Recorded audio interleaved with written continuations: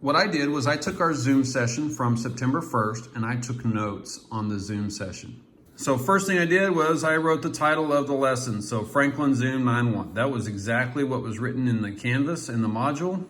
And then I put my name. So you should put your name, not Mr. Franklin, because I'm Mr. Franklin and that's the class. You put your name right here. Block 1, block 2, block 3, what block are you in? I knew this was the Zoom session, so I kind of made that note to myself before the meeting started. And then as Mr. Franklin went through the Pear I just wrote down some key points. So one of the things I talked about was get help from tutorials 1 to 2:15, cave 8 to 9:30, 2:30 to 3:30. And I just dotted that down real quick because I thought that was important. When I finished, I came back and I said, you know what, that is help. That's how I get help. And I could write that as a question. How I get help. Or how, that's not a question. How can I get help? Now, many of you, that's going to drive you nuts if you make a mistake like that. So how I get help, how can I get help? I use all my editing marks. I'm also perfectly okay with drawing a line through it and writing, how can I get help? Okay? I would rather you do that and have a good note than not do any notes, okay? Or spend hours trying to recopy your notes and make them pretty. For some of you, if you're willing to do that, that's great, but I just don't have time to do that. So the next thing we talked about was zeros in the gradebook and the first 2 weeks worth of work. And then I put a heading over here about grades. Then we talked about evidence. Evidence generally is 1, a verifiable fact, 2, specific, 3, additional, does not say the same thing as the claim, 4, related to the topic. Notice that I actually, if you go back and look at that Pear Deck, I did not write every single word on that slide, but I wrote the keywords. Now, when I go back and reflect on this, I might come back in here and I might add the correct additional words, additional information. I might do that after the fact, okay? I might not, because to me that was pretty clear because I wrote it in parentheses, what it means. But my key word would be, this is about evidence, and the question would be, how do we pick good or best evidence? And so when you're studying, you can cover that up. How do we pick good and best evidence? We're looking for something that's a fact, a verifiable fact. We're looking for, oh, I don't remember, something specific. Okay, how do we pick good but or best evidence? We look for something specific. It has to be a verifiable fact, and it has to have some additional information and not just restate the claim. So you see, I can use that to actually help me study, okay? And as you start doing that process, you might think of another question and you can write that here, okay? Then this was a Pear Deck, and I would generally say this is optional because I made you write it in the Pear Deck, but you may scratch it out here first and then type it in. It's really up to you on this. So I asked, why was letter C the correct answer? And then I wrote my answer in my notes. That would be optional. Then we talked about hypothesis. As the independent variable changes, the dependent variable changes. That's what I asked you to write. So then my question would be, how do we write a good hypothesis? So what you can see is automatically, if I got 100 pages of notes, I can flip through this and I can go, oh, that's about the hypothesis statement, because I just look right here to my keywords and my questions and I can see things real well. Now, if I had a highlighter, I might go back and highlight those keywords a different color, okay? And I might highlight keywords over here in a different color. It all depends on how you want to do it. But the more you go through and do things like that, you're actually locking it into your brain better, and it will actually help you remember. Okay, so next page. The next page. So Franklin, Zoom 9-1, page 2. And then Pear Deck, this is an optional statement because I asked you to write this in the Pear Deck.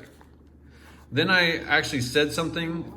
There was some stuff we talked about that Mr. Franklin went too fast. I didn't have time to write it down. So I might even ask Mr. Franklin about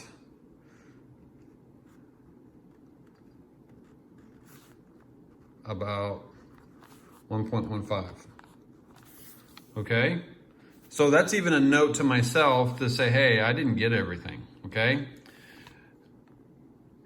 But then I did talk about data and experimental analysis, part 2, and I said something that was, I think that we hadn't really talked about a whole lot. It is in your other video notes, by the way, but independent variables on the x-axis, dependent variables on the y-axis. And so you normally in math, you have your x and your y. Well, that's the independent variable and that's the dependent variable. So, and I didn't have anything over here yet. So when I come back later, I can go, okay, IV, DV on a table. Okay? And then the most important thing for Zoom sessions is writing a summary. So today's class covered how to get help in class, grades, and experimental data as evidence. We reviewed what makes up good evidence and how to write a good hypothesis. Homework is 1.15. Now this homework thing is optional, but that's something I would do to remind myself I need to do that. Okay? But summary is the most important part of the Zoom session, and it is also very important for all your other notes. So this in particular was a Zoom session set of notes in the Cornell style, okay? And we could go back and annotate and highlight, and maybe we'll do that later in your summary. Now, Zoom sessions, because I do everything in Pear Deck, here is an optional, another way. This is how your video notes should look. Okay, as we go through the video, taking notes, you write your summary. A Zoom session might be a little different because I am using Pear Deck to record most of the information, and it is accessible by you after the class at any time. So you may be too busy in Pear Deck to write anything down. So I wrote this down because I needed a note about the data and experimental analysis. I wrote that down.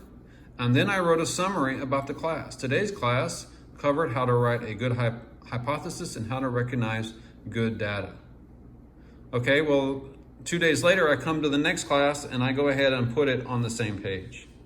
Okay, so if you're in Avid, that may not be acceptable for your Avid class, but that's acceptable for my class, so you can keep a running tally of what we're doing in live classes, and then you can continue and do your notes this way.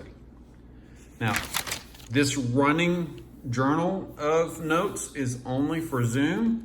If it's an actual video note, you should do it on a new page. You should start it on a new page. I don't really care if it's a front or a back page.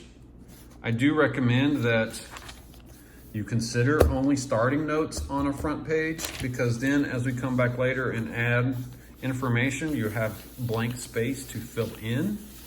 Okay, but you could start it right here and I would be okay with that. So you can do it either way. Okay, so that is a video on how to take notes by hand. The next thing you should do after this is take pictures of your notes. You could turn your camera and take a picture of your notes and attach that to your document, okay? And I am doing mine in my composition book. You should be doing yours in your composition book. And that way you never lose a page. If you are using loose paper, you should be doing it in a binder so that you have all your physics notes should be together. You should not mix up your notes. You should not do math, Spanish, and physics one right after another and leave them there. Maybe you do that because that's just how you got your paper set up, but all your physics notes should be together and they should be in order, okay? So I like the composition book because it forces you to keep things together. All right. We will get more into our composition book and note taking as we go on, but I think that'll help clarify what I'm expecting for notes. So take a look at that, take great notes, and we will see you soon.